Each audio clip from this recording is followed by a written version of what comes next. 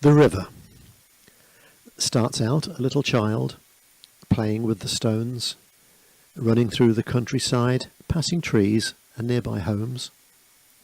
Inviting friends to join, the river swells in size, rushes onwards in its game of tag with birds and dragonflies.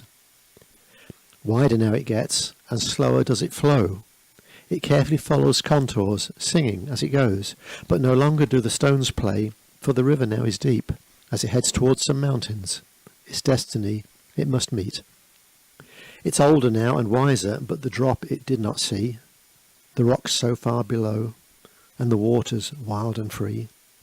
Cascading down the mountain, hitting rocks and broken trees, it must have thought so many times, can I survive all this? This is harder than I imagined. I never believed this to be so. My life is tearing me apart. Which way must my waters flow? I am divided in my thoughts, confused by the turmoil found. Is this what life is all about?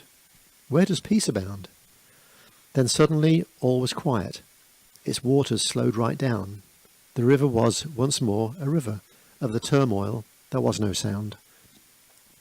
The river came to realize that while confusion briefly reigned, it was just a minor setback in its journey, as ordained by a higher power, to help the river grow, to understand adversity, and a love of life to show.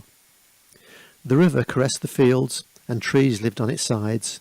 Fish were in its waters, and on it many insects thrived. A love of life was to be displayed, wherever it may go, to teach the world just what it means to be alive, to learn, and to grow.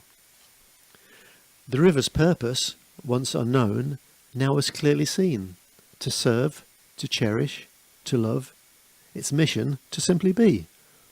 And as it moved towards the sea, its journey almost done, it reflected on its wanderings, and a revelation was born.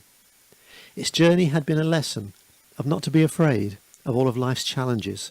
That's simply how character is made. It helps us in our growth and to appreciate who we are, to help those less fortunate, and to show compassion near and far.